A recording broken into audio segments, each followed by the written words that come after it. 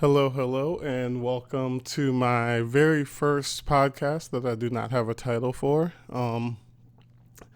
I've been kind of racking my brain on what to talk about with my first podcast, and I kind of landed on, especially with the state of the world, and since this podcast is about me, that the first thing I would talk about is something very prevalent in a lot of people's lives and more recently has become a big part of my own.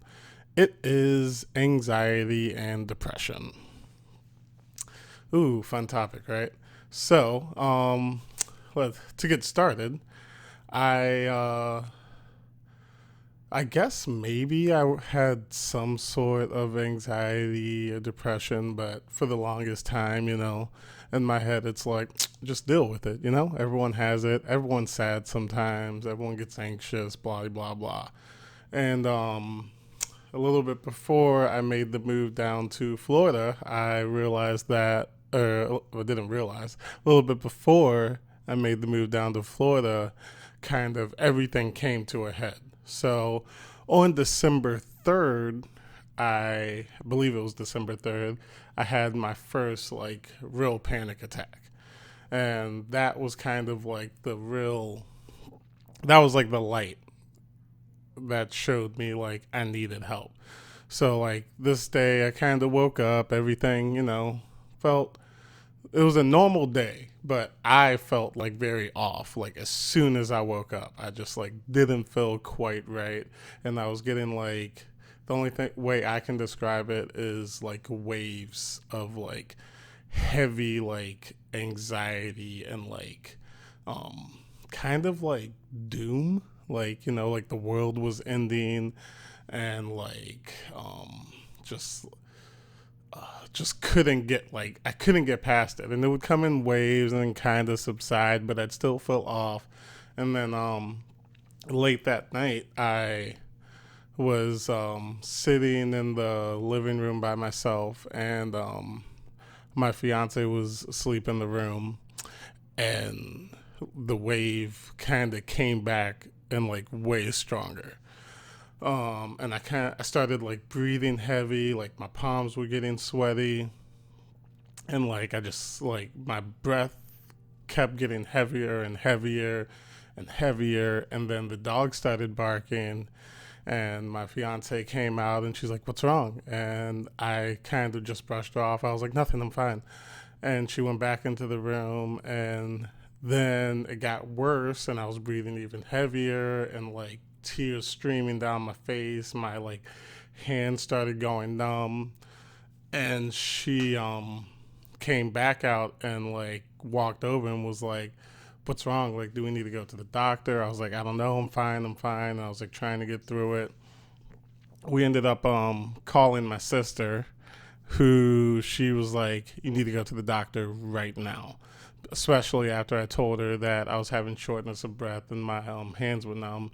She, I think, was also scared that it could be something, like heart related. So, drove to the doctor.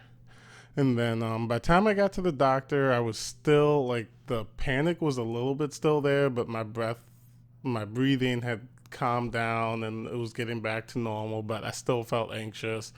They ran tests, they gave me some breathing thing that was supposed to help open my lungs, and they said it was a panic attack, and I felt crazy.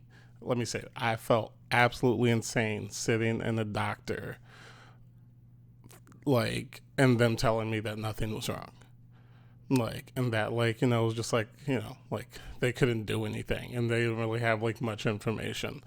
Um, so they gave me some paperwork. They said you can speak to these people, which I think were like therapy people through the INOVA organization or whatever. And so then then I went home that night, and the next day I went to like set an appointment, but it was like kind of walk-in only or whatever. So we went to this therapist to get like my evaluation done, and we got there, and I think like there was something with the money. Like I think I needed to deposit a check or something. So I was like, okay, like I have to run out. I'll be back.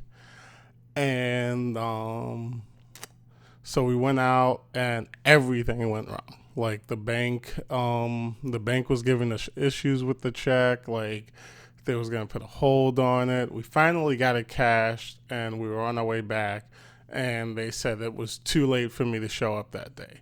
Now, I feel like in the normal circumstance, I would just make another appointment, but like the feeling of just like sheer loneliness and like nothing to help, because I've never had anything like a panic attack happen before this day. And like the sheerness, like just feeling like so alone and like not knowing how like to control my own brain. It felt like I had no control over my like mind and body is what it felt like. And like I legit just about broke down when they told me that they wouldn't be able to see me today, or that day. And then after that, they were like, okay, well, like we can at least give you some paperwork. So they gave me some paperwork on different ways to deal with anxiety.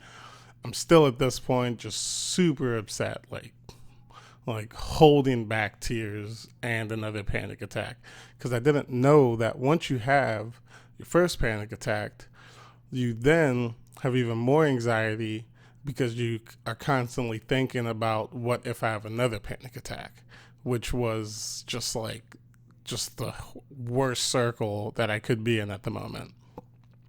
So then we spent like an hour and a half probably sitting in the car, me and my fiance, like calling places, seeing if I could get in that day.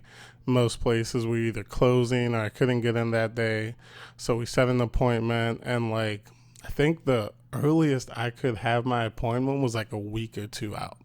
So another week or two of me just like legit thinking I'm going crazy, just trying to hold back like panic attacks. I'm pretty sure I had like 3 or 4 at least like mild ones before my first appointment. And like the only way to really describe it is just like impending doom and loneliness for me. Like it felt like there was no one who could help me, and that like I was about to die. Like that's the only way I can describe like how I felt having a panic attack. And finally, a couple weeks later, I go to the doctor, and they do this evaluation, which I was very disappointed in. So I get there and I'm thinking like they're gonna ask me questions, like pick my brain and stuff. But it was basically like taking a long test. So they gave me like a bunch of paperwork, multiple choice questions, and like kind of like customer service sort of questions. Excuse me. Where like you rate like 1 to 5, 1 being not at all and 5 being very much or whatever. So I spend probably like we don't talk at all, me and like the therapist this day. I spend like an hour and a half, maybe 2 hours just filling out these questionnaires. And then she's like, okay, we'll set up a follow-up appointment, and we'll go over your results and blah blah blah. So still like in no way feel like I've gotten any real help or the sort of help I was looking for. um and then another 2 weeks or so go by of me dealing with, or attempting to deal with, what's going on in my life. And after that, like, so then I go back in for my second appointment. She hands me some paperwork. She goes over everything, and she's like, so I have, you've been diagnosed with general anxiety disorder and general depression disorder. And I was like, okay, cool. Don't know really what it means. I'm still relatively confused, but I've gotten better. But, so sorry, hate talking about panic attacks. It's not fun. So we she kind of explains what it is, and she also gives me some ways to deal with it. Oh, one thing though that I have to say about my therapist, which I thought was just mind boggling, is that so I'm sure you've seen the Marvel movies, and I can't remember her name, but the one like superhero who had like the big black eyes and could like either read minds or something by putting their hands on like people's heads. My therapist looked pretty much exactly like her, so that at least was interesting. Um, so where was I? Where was I in my story? Oh, okay, yeah. So she goes over like ways to help me and stuff, and I attempt to go back to normal life. Let me check my notes so I don't ramble too much. And I attempt to go back to, living my life and stuff. Still don't really have too many answers, but um, then what happened after that? Why is my brain is just losing it right now. Should have took more notes, honestly. But so talk to her, go back to living my life. Oh, that's what I did. Started researching because, when you're not satisfied with what the doctor told you, you go to Google. So I started Googling general anxiety disorder, general depression disorder. Found out that like I think it was at least like the 3 million people have been like diagnosed with both of those, and it's like a very common like thing. So that like I don't know if it really brought me hope or anything, but it at least like helped with the feeling alone part of it all. Um, and so la, la, la. And then so after um I had my panic attack, I go to the doctor, and like well, kind of around this whole time, you start to think about like I don't have control over my brain, and I was like legit scared to tell anybody about this because I was scared I would be judged. Like I work in a semi high pressure job. Like not all the time, but a decent amount of time there is stress. And I was scared that like okay, like I can't tell like my friends this. Most of my friends work in the same industry. What if this gets to like other people in the industry, project managers, like anything, and then they think I'm unfit to do my job, and then like more things start to crumble. Or like, what if at this point, hey mom, who doesn't know about my panic attack, as far as I know, um, like I was scared to tell her because I didn't want to explain it. Like my my mom is very understanding and loving, but like explaining things that have to do with my head and stuff is like extra hard for me. And I knew she'd have questions and I'd have zero answers. So, like, the thought of telling her just brought even more anxiety and like more panic to my already just jumbled brain at this point. Um, so then, um, my sister was very helpful. She was just like, you got to do what you got to do. You have to take care of your mental health. I think I told my best friend Colin, just because basically I tell him everything. And my fiance. I think those are like the only three people who currently know before this podcast dropped. Um, so, um, now with everything going on, fast forward, what is it? I had it December 3rd. So December, January, February, March, April, May, June. So 7 months since my first panic attack.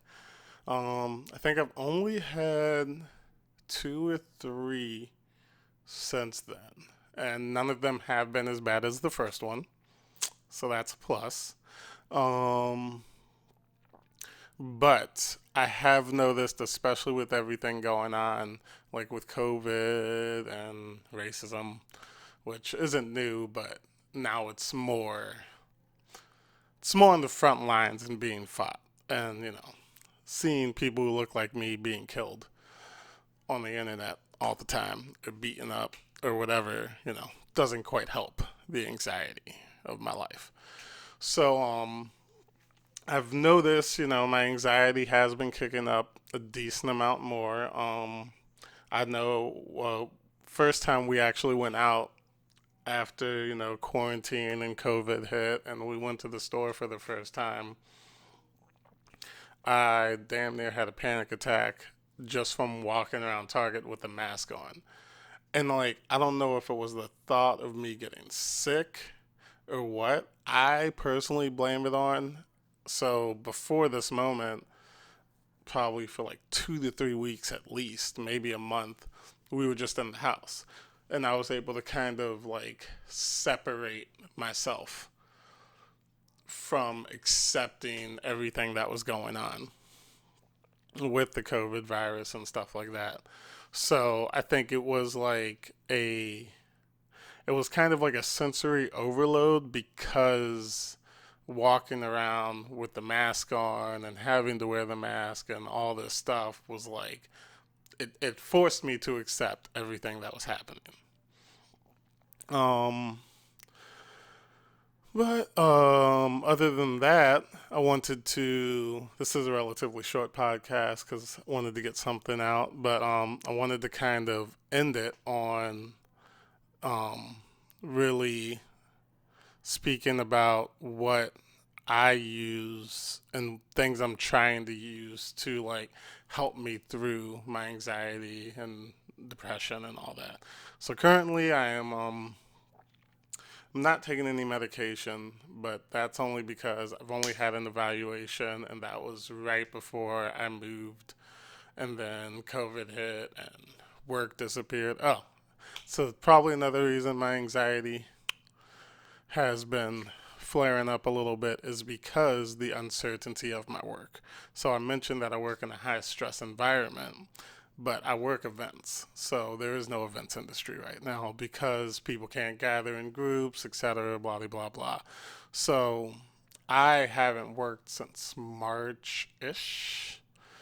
And I moved here um, from Virginia down to Florida to work events and stuff like that. So I was here maybe 2.5 months before COVID hit and took away everything, all the work, and like there's just the unsureness and it's the sense of feeling like everything I worked so hard for is just crumbling. Like, because it's what if the events industry doesn't come back? Um, I was like working on getting out of debt. Now a lot of bills are falling behind. So like what if like I can't get out of debt and now I'm just pushed like now I'm further back than I was when I came down here thinking I was gonna be ahead and I was gonna like knock things out. Like boom, boom, debt, pow, gone, you know? And but yeah, you know. But I'm working on, little things. Some things I do try and like do, or at least my fiance tells me I should do to help my anxiety. They say meditation is good. I'm horrible at it because I'm horrible at sitting still, and I'm horrible at like calming down my mind and like doing that. So haven't done that much. I have been doing the it's like a it's like a senses thing where it's like you find one thing you can smell, two things you can touch, three things you can hear, four things you can taste, and it just pulls you away from like the circle. Because like when a panic attack, at least for me, it feels like it's coming. My brain basically becomes like a revolving door, and I'm like stuck in it. So it's just it's like my brain's just a loop, I guess you could say. And it's like, oh, like no one's there for you. You suck. You're trash. The world's falling apart. Your hard work is going nowhere. Like, all these things, and it just becomes a loop, and it just plays over and over again. Which is why I feel like the impending doom feeling really hits when I'm about to have a panic attack. They do say alcohol and coffee you shouldn't do too much of when you have anxiety and depression, but creature of habit. So, cheers. Um, let's see. What's try? Really should have took more notes, but hey, it's the first podcast. Um, what's some other good techniques that they say? Journaling is supposed to help.